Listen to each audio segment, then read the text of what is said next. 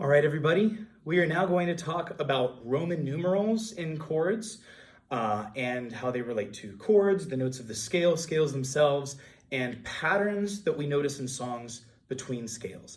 This is arguably one of, in my opinion, the most important things that you will learn as a guitarist early on, and probably one of the most important things about how you can use music theory to figure out other songs that you may not already know, to recognize patterns between songs that will help you figure them out by ear, or look at a brand new song you've never seen before and realize, oh, I actually know this, I have played this before, I just know it under a different name. Without any further ado, let's get to it. So I've got two scales written up here. I know there's a glare on it, but hopefully you can see this is C and G. So this is going to be a C scale, and we're going to talk about the key of C, and this is a G scale, and we're talking about the key of G. These notes you can see again, you can either build them up yourself with a scale, or you can write them from your scale video. A C scale is C, D, E, F, G, A, B. A G scale is G, A, B, C, D, E, F sharp. Now if I put these in order, if I have these in order like this, I can number each scale degree. In other words, what I would say is in the key of C, C is my first note, so I would call it 1. D is my second note, so I would call it 2. E is my third note, so I would call it 3. You get the idea. And if I'm talking about individual notes, I use Arabic numerals, right? That's the ones we use. 1, 2, 3, 4. You get the idea. Now, I'll come back to that in just a moment. But I can also talk about a chord built on each of those. In other words, if I say that in the key of C, C is my first note, so I would call it 1, and D is my second note, so I would call it 2. Likewise, a C chord is called a 1 chord. A D chord would be called a 2 chord, right? It gets the number based on its root note and where that root note appears in the key. So pause real quick with me, go with me. So again, I can call this 1, 2, 3, 4, 5, 6, and 7, but I can also use these Roman numerals, which you've seen a little bit before. We've briefly introduced this, but not really gone over it in great detail.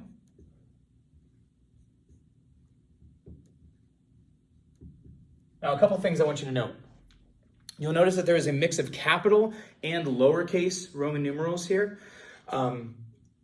Capital Roman numerals, like your 1, your 4, and your 5, indicate that a major chord is going to be present, and lowercase Roman numerals, like your 2, 3, and 6, indicate that a minor chord is going to be present. I know you see lowercase here, but you also see this weird degree symbol.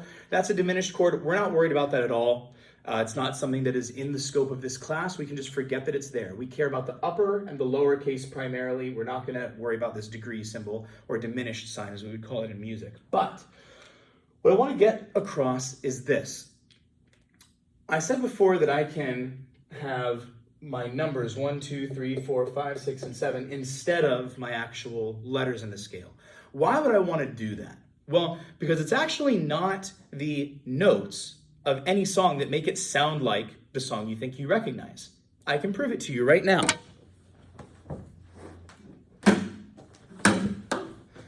I'm going to play Mary Had a Little Lamb for you. So Mary Had a Little Lamb goes like this. Right, those notes were E, D, C, D, E, E, E, D, D, D, E, G, G. But the fact is, I could also play this. And that's also Mary Had a Little Lamb, but this time it was G sharp, F sharp, E, F sharp, G. You get the idea. It's a totally different set of notes. I can also do it down here.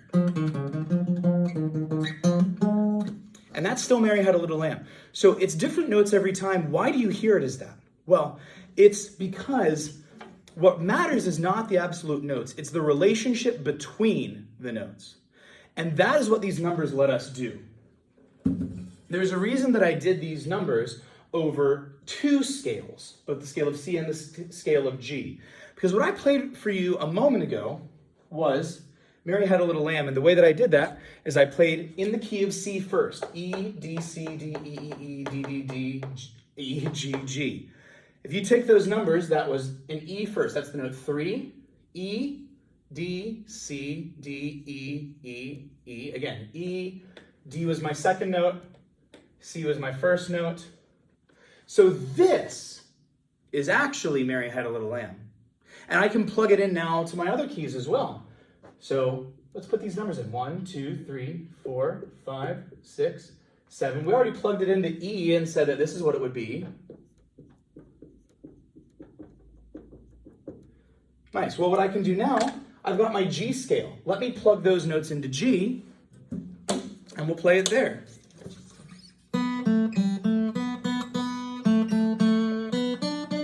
That's B, A, G, A, B, B, B, A, B, D, D.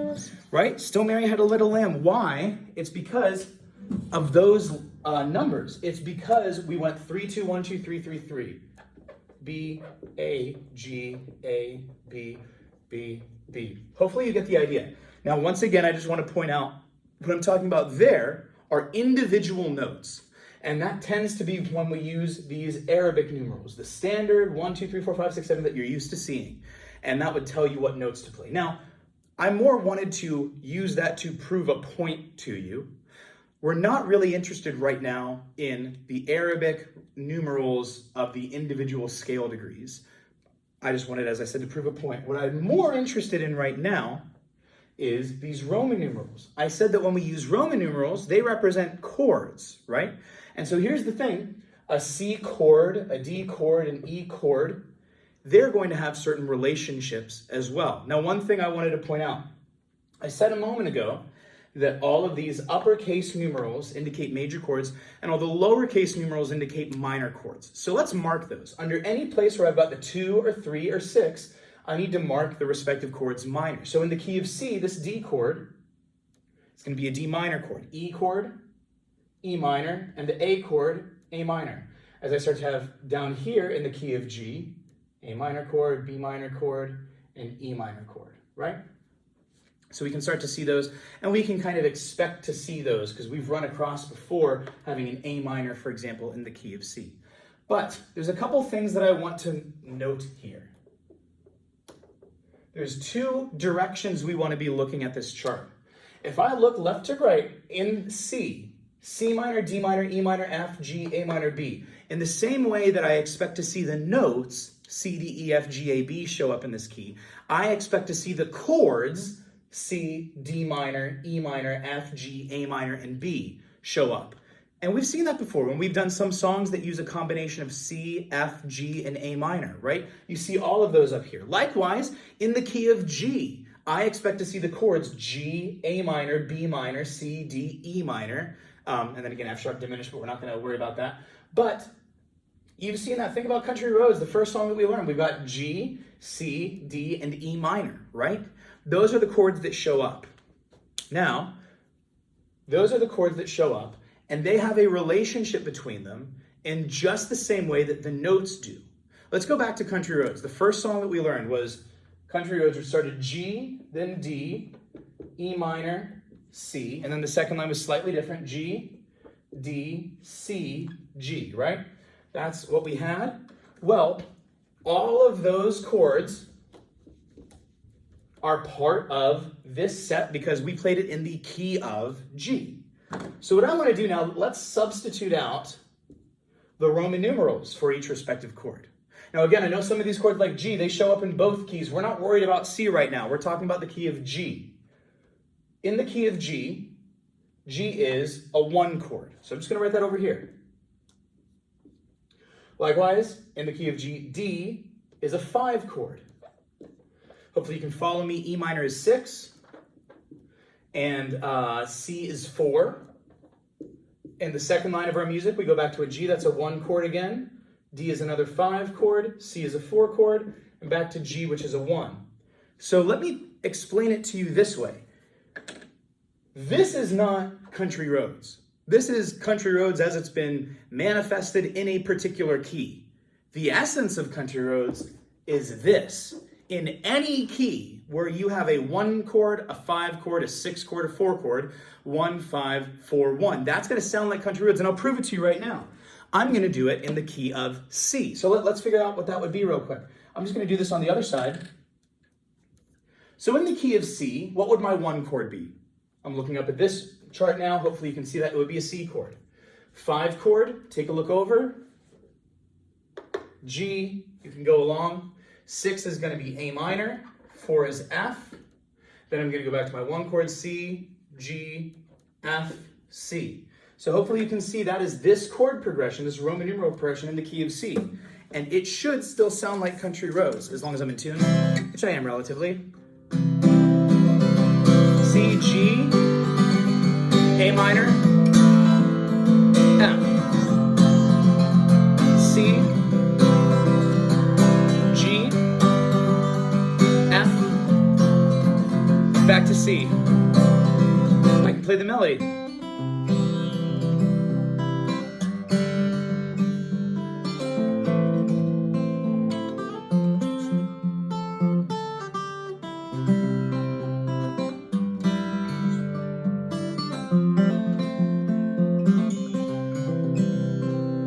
Still sounds like Country Roads, but it's a totally different key from where I taught it to you originally.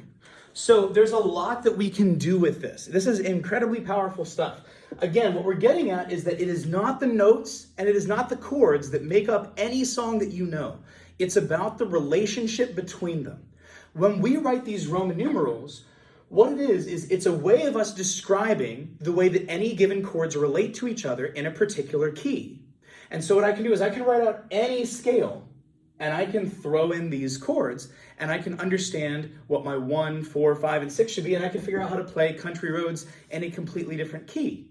Hopefully that idea makes sense. So one thing that I would challenge you to do is to go and take a song that we already know that uses just the chords G, C, D, and E minor, or C, F, G, and A minor, and whatever key it's in, flip it to the other key and see if you can figure out the Roman numerals for it. Now, that hopefully is powerful enough, but there's even more that we can do with this.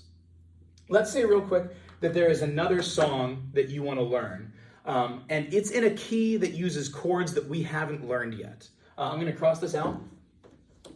So for example, a lot of piano players like the keys of B flat, E flat, F, stuff like that. They sound really nice, but they don't really work so well on guitar. B flat is kind of terrible. The keys that, or the chords that you would use are pretty much all bar chords. So I'm guessing you don't want to do that. But let's talk about what we can do instead. So let's say that we're playing a song real quick that's in the key of E flat, okay? So let's write out first our E flat scale.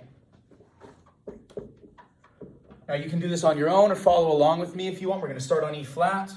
I go up a whole step to F. I go up a whole step to G. Half step to A flat, whole step to B flat, whole step to C, whole step to D. Now those are just the notes. Again, in order to be helpful here, I want to turn these all into their relative chords, meaning that for 2, 3, and 6, I need to make them minor. E flat is already implied a major chord, F is going to be minor, G is going to be minor, and C is going to be minor. And you're saying, okay, great, I don't know how to play any of those chords, nor do I want to, because they're obviously all bar chords. Thanks for ruining my day, Mr. Sheffer. No, these are the chords that we would expect to see in E flat. So let's take real quick an example of what that might look like. Let's say that we're going to play a song that starts off with these chords: C minor, B flat, A flat, E flat. This is a very common progression that you might run into in the key of E flat. So here's the thing. If I know what my scale is, and I know what chords I'm using, I can assign each of these a Roman numeral, right? Based on how it shows up. So my C minor chord, what is that? That's going to be my 6 chord, okay? My B flat, what's that? That's going to be my 5 chord.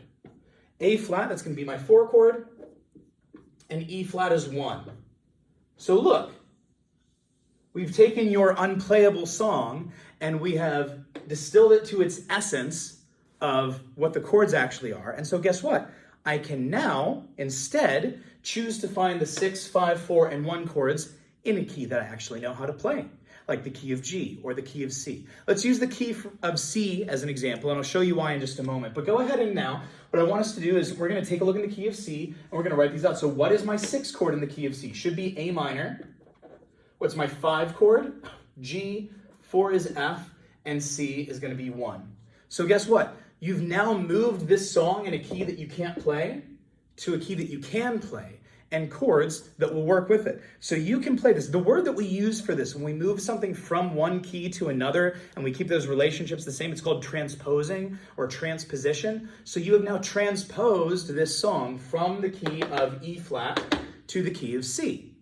Now that's great. And here's the thing. If you play those chords right now, whatever hypothetical song you had in your mind for this, it's going to sound like it, you can sing along with it, but you're going to run into a problem.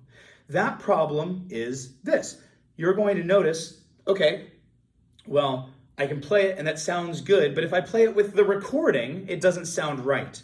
And here's where we get into something that's important. So yes, the thing that makes the song sound like itself and sound like it's going to make sense is the relationship between the chords. But if you're going to play along with an actual recording, they've not just chosen this, they've chosen to put it in a particular key. In other words, if you play an A minor chord while your recording plays a C minor chord, yeah, it's going to sound bad. It's going to sound off. But guess what? You can fix that. So here's what we need to do now. You have moved this into the key of C, and you can play it. But if you want to move it back into the key of E flat that it was originally in, so you can play with your favorite recording, play along with another pianist, whatever it is that you want to do, you can do that while still having it feel like the chords that you know and like. And that's what we use a capo for. I'm going to grab one.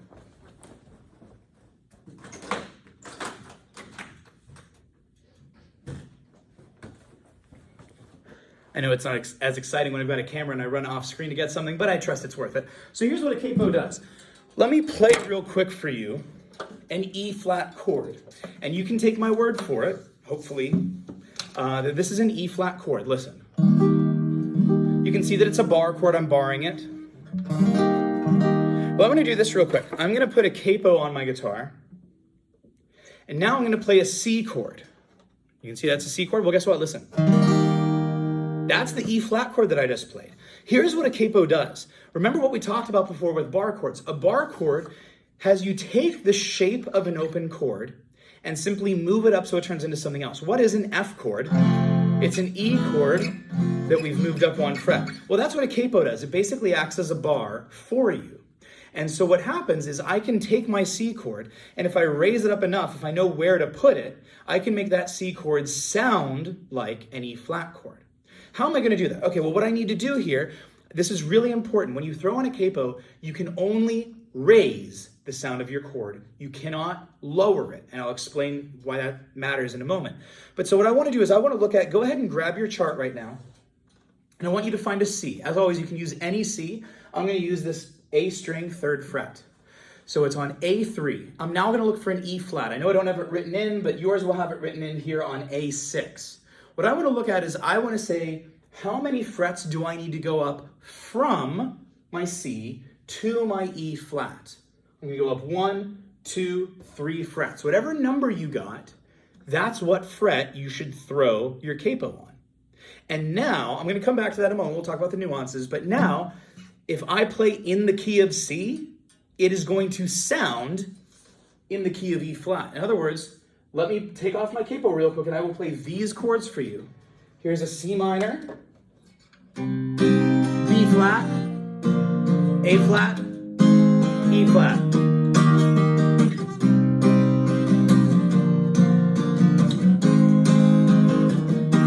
Now let me throw my capo on. And let me play A minor, G, F, C.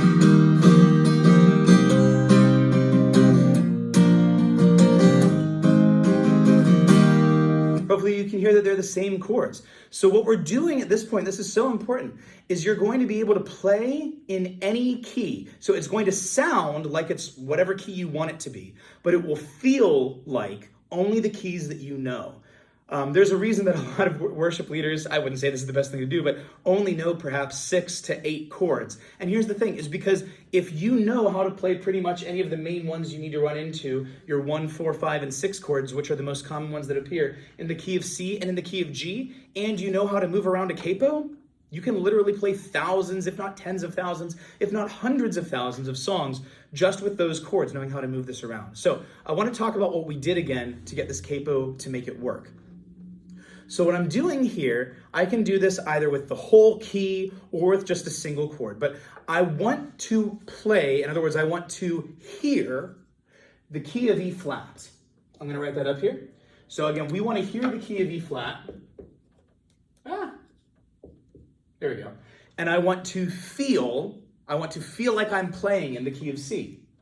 I need to take the key that I want to play and the key that I want to feel, and I need to raise it up to what I want to hear, okay? So what I'm going to do here is, again, I'm going to go up this and I'm going to say, all right, here's my C, that's what I want to play. I want to hear E flat. How many times do I need to raise this C up? 1, 2, 3 to get it to E flat. Whatever number I get up, however many times I raised it, 3, that's where I'm going to put my capo on. And once I've done that, I'm now prepared. If I play in the key of C, for me, it's actually going to, in truth, sound like the key of E flat. And that's all that I have to do. Now, one really important thing, I said that you can only raise stuff up. Let's say real quick that I wanted to play in the key of B. That might be, in this instance, G sharp minor, 5 is F sharp, E, and B. And I say, okay, I want to play in the key of B, and you look over here and you say, okay, start on a C, and I go down 1, I'm going to put my capo on 1, and now I'm suddenly playing in the key of B. Hopefully you caught the mistake I made. I moved down. I can't move down with a capo. That would be the equivalent of putting my capo on fret -1. That's not a thing. We don't do it. We can't do it. There's not a way to do it other than detuning your guitar. So what would I do if I needed to play in the key of B? Well, there's a couple things I could do. One, I can look and I can say, okay, how many times do I need to raise my A up until it becomes a B? I'm sorry, how many times do I need to raise my C up until it becomes a B? I could go 1, 2, 3, 4, 5, 6, 7, 8, 9, all the way off the chart. I'm going to go to an A sharp is 10, go all the way up to a B is 11. So I can put my capo on fret 11 and play C, but you probably don't want to do that. This is very obnoxious. You have basically no room to play. Your capo is going to start to run into the heel of the guitar. You're not going to have any bass sound. That's not a good idea. Well, if you have to do that, maybe instead of going from the key of C to the key of B, you go from the key of G to the key of B. Let's take a look at that. What do I have to do here? G goes up 1, 2, 3, 4 times to get to B. I'm going to put my capo on 4. If I don't drop it first, then I'm going to put my capo on 4. And so again, then I can take, let's take a look here, in the key of G, 6, 5, 4, 1 is going to be E minor, 5 is D, 4 is C, 1 is G. So let's take a look. I'm going to play my chords first truly in B minor. Or in B, sorry. Again.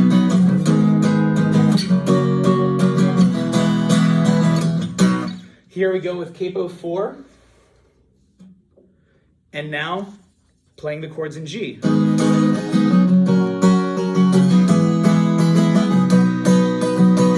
Right? There we go. So what I want to get across with this is that this is why it's important to know how to mess with our chords both in C and in G, because you're going to run into some situations where it wouldn't really be convenient to capo something up to an 11th fret. But if you know both of these, then you're always going to be able to say, okay, if I go down from the key that I'm trying to get to, which one's going to be closer? Which key is closer below it? That's what I need to know. If I'm going to play in any given key, and I know I need to use a capo, which of those keys, G or C, which of those notes, G or C, is the closest below the note that I'm looking at? So when I look at B, yes, C is the closest note, but C is above it. So I can't capo down. That's not going to work. If I start at B, I start going down. B, A, G. G works. I hit G first. I'm going to be able to capo G up to sound like B. So this is what you can do here. We can take any chord progression in any key, and we can suddenly, using a capo, start to figure out all those other songs that we don't know that we need to figure out. Happy practicing.